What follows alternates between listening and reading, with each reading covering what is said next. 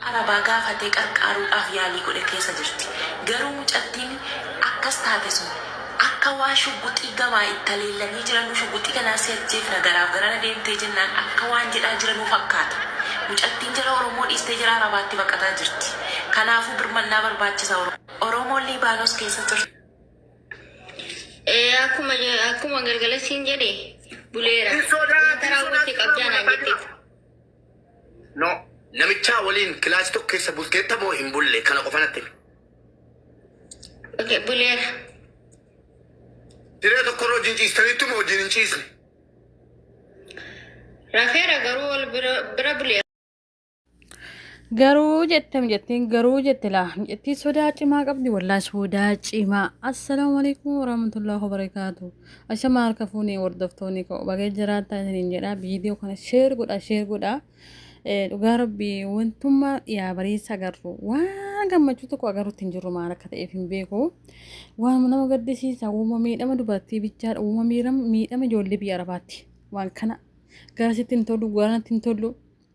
Oromoon teena nu nyaatti Arabni akkasitti nu nyaatti Oromoon nu gurguratti. Wannummaan nu balleessee nu dabarsee lafarraa nu fixaa jiru. Jara afaan Oromoo beekan kanadha. Warra afaan Oromoo dubbatu kan mucayyoo micciitti sana kana gocha badaa irra raawwachiiftuuni duraan ijoollee Habashaatidhaan hadha immoo Oromoo taatee as baate. Oromoo qulqulluu taatee as baate jechuudha. Oromoo naafxanyaa Oromoo keessatti guddatte jechuudha. Namni lammii isaatiif silaa yaade namni ilmoo qabu namni obboleettii qabu namni fira qabu namni dubartii ta'e dubartiin gurgurattu sila dubartiin gurgurattu dhugaa rabbisan amaara maan ta'e uumama feete yoo taate dubartiin aqli qabdu dubartiin gurgurattu jechuudha maaliif booda dhala isiirra waan ga'u hin beektu obboleettii isiirra waan ga'u hin beektu silaa ta'e jechuudha garuu amma deemtee isiin Oromoo taate as baate maal jette haasaasii keessatti intarneetiin daldaltittiin muciyootaan gurgurattee Wallaggaan keessatti nama meeqatu dhumate jette nama meeqatu dhumate si yoo waan feete taate sitti akkatti maal dhidhiisti jette maal dhidhiiftii haawwatiin ta'e nama meeqamtu dhumate jette Wallaggaan keessatti laa afaan Oromootiin dubbatte laa Oromoo osoo ta'uu dhabaatte qulqulleessitee naasoftu afaan Oromoo tuun qulqulluu haasofte afaan Oromoo natsaa qulqulluu akka warra kaanii cabsitee naasoftu laa wanummaan nu ciratee wanummaan nu gurguratee yaada Araba jennee Araba afaan kaana malee Oromoo ta'een tan ofitti dhabne Oromoo silaa afaan Oromoo dubbattan laa Isima ofitti dhabne isima ijoollee tiin gurguree cicciratee foon isii qaxxafatee qixxifatee jechuudha qimamii itti gootee buddeena nyaataa jirti laa buddeena istee nyaatti jira isin araba ittiin irraa eegitan malee birritti qayyarattee ijoollee tiin laa ijoolleen tiin meeqaan footoo maxxansanii suuraa irraa maxxansanii nu barbaada waggaa ganaatiin agarra Arabni ukkaamsitee shabaabni Arabaa ukkaamsitee waan feete gudeeddee manatti cufatteechi birateetti laa gisee barbaadetti fayyadamtee gisee barbaadetti qolloofii irra gadi baate ijoolleen teena tan duutee ta jirtuu isii dhabne meeqama sirra maxxansee haadhaaf abbaan dhiigisiisanii bu'anii dhabne reeffasiisoo argate namni sabbara ijoollee meeqa dhabame tana buuteen isii dhabamte jechuudha takkanaate jechuudha amma miidhattiin tun osoo iyyuu dhabaattee obboleettii isiitu iyyela akka carraa lakkoofsa namticha sanii qabdi natti fakkaate namticha Arabaa namticha miidhattiin wajjin turte qabdi natti fakkaate. Dawwaltee mubaarakitti kenniti. Mubaarakii kenniti gaafa mubaaraqqatu godhee namticha irratti dawwalu namtichi ana shareetti jedhe hin bitadhe jedhe gisee fedhetti fayyadame gisee fedhii sun mirga kiyya birra kiyyaan bitadhe jedhe shuufu kana maal jettame ammasiin kana maal mi jettame dubartiin takka gaafa biyyaa baatu rakkoodha biyyaa baasa malee dubartiin sila karra daqiiqa kudhan mana irraa fagaattee hin deemtu laa namni martuu bineensa ta'eetii nyaata jechuudha ergasii akka ta'e lakkoofsisii fottosee fuudhee namtitti dalaalii tana mubaarak fuudhee kennaani urgusu ulfa biyyarraa fidatte malee asitti miti dalagoofashii deemti malee waan biraati mitette ulfa biyyarraa fidde malee bakka dalagoo deemti malee waa'ee saniif hin kennanii dalagduudhaan fudhatee jette waan namtichi quban qabne seeti waan mubaarakiif namtichi wajjin haasee hin seetu seen isin galee biyyarraa fidatte malee waan asitti ulfooftiin qabdu dalagoodhaaf deemte malee waa'ee saniif hin kennine dalagoo barbaade dalagoo ergi malee waan namticha wajjin sagaagalummaa akka daladduuf hin ergine jettee waa akka ittiin dalattiin jechuudha. Gaafa kaani mubaarakiin mucattiif isiilee walitti as fidee namtichas walitti as fidee namtichi hin bitadhe jedhe. Hin bitadhe jedhe gisee barbaade waan fedhe godhee waan fedhe mirga kiyya birra kiyyaan bitadhe waan ta'eef. Isin galaame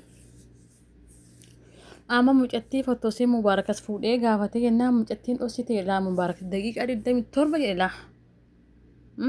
Biyya inni jiru biyya siin jirtutti birri baay'ee qoxxoramu akkam. Daqiiqaa 27 haasee sukkaara dhibba naggaree jedhe laa himuu diddee jedhe. Cillaaffattee biyyaa fideetti mucaan biyyaarraa fidee ciikii biyyatti qabatte mi'ayyoon. Xayyib ulfi kan kee ji'a 7 ati erga dhufte ji'a 8 jennaan biyyaa fideette. Mee akkamitti taasila osoo ta'e iyyuu ulfi yoo gaafa biyyaa fidatte gaafa ji'a 8 silaa ulfi maal ta'uu qaba? Ji'a 9 ta'uu qaba. Yookiin 8 yookaan 9 ta'uu qaba jechuudha ulfi. Ulfi kan jedhan ammoo ji'a 7 jedhani. Mucayyoo dhufte ji'a 8 jedhani.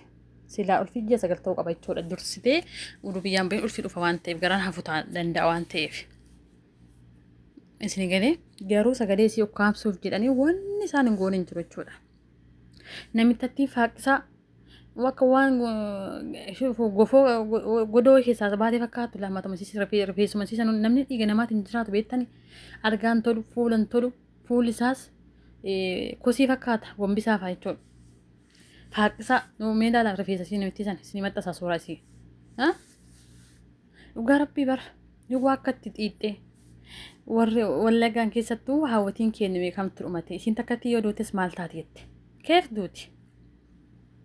Mee amma akkamitti araba koo mannanu arabni birri sii baastee waan feete bitatte waan marga isii namni tokko fakkeenyaaf gabaa dhadheeti waan barbaadisa yoo bitatte birri kan keetiin namni isa arguu hin jiru bara. Atiin gurguru itti wadiddeen namni sirraa bitu hin jiru. Kalaas shabaabni arabaa kun tooftaa baaftee akkuma dhiira biyya keenyaa fuudha dhiiste jireenya kanaan jiraata arti birriidhaan jechuudha. Dubartii ma fuunee qaaqa hin dandeenyu itti laa dubartii fuudhu hafee jira jechuudha araba biratti illee. Ijoolleen teena miskiinni yaada hiyyummaa ishiitii biyyaayaatii asitti qabanii jarri gurguratan wal jalaa formeeshina dabarsan bakka haaloo bakka kaddaama fidi bakka walitti jawwalanii hin fudhatanii bakka jaartii fiyyaa hanga barbaadetti fayyadamee hanga barbaadee dhiisa mirga hiyyaadha bakka birriitti bitadheedha kan dhuba.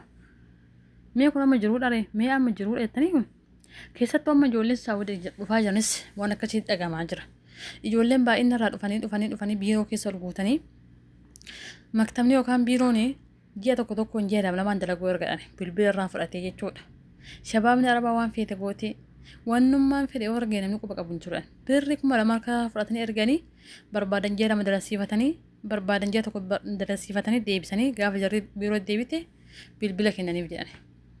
Laalaame ijoolleen tiin afaan hin beektu waa ofirraa mormachuu hin beektu waa himachuus hin beektu maal akka miidhamtuufis hin beektu jechuudha ijoolleen keenya. Carraa ijoollee biyya keenya ijoollee amma dhufaan keessattuu carraan isaanii baay'ee miidhamaa ta'eera.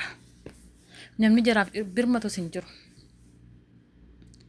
Kanaaf rabbi isaan atisu keessattuu ijoolleen amma maktabarraa dhuftanii biiroorraa dalagoo ji'a takka lama isin ergasan hin deemina bakka. Achuma sana qaltu jarummaa sana qaltu malee hin deemina. Gudeedamuu irraa achitti duutanii nafseen teessanii reeffi keessan awwaalamu isin wayya. Ji'a takka lama isin gurguratte ofii birri isaanii fudhatanii ofii barbaadan shabaabatti isin kennanii shabaabni biyya arabaa oo'aadhaa akka barbaade isin godhe akka fedhe isin godhe namni isin gaafatu hin jiru. Jireenyi akka duraatanii miti addunyaan qayyaramtee jirti. Musiibaan gadi bu'uuf deemaa jirti biyya arabaatitti hundi sila. Kanaaf hanga danda'ameen ijoolleen amma gina biyyarraa dhufu karoora qabatani biyya keessan teessanii osoo goommana nyaattanii jechuudha uffata keessan handooddee yookaan hindiidhaan miicattanii jireenya Itoophiyaa san jiraattanii baay'ee barbaachisaadha. Sinigalee namni beelaaf hin du'u namni rakkinaafis hin du'u yoo jiraatte jiru gaarii jiraatta. Bilaasha nafsee san xiqqeessaasisteenii jiruun biyya namaa isin namaa martee jechuudha akka kowaasii isin taphatanii akka maraatullee isin marsiisan jechuudha. Kanaaf osoo kiyyaa aga danda'ame isinis ijoollee gorsaa nama ganaa biyyaa dhufuu karoora qabu hin waaminas amma namni tokko fira isaa akka biyya obboleessaa fidina kana ibidda dogartanii fidina biyya namaa achitti ergaa fi birrii waan qabdan gargaara achitti taa'anii dalagatanii maa yoo shonkoorra nagadanii jiraatan jiruun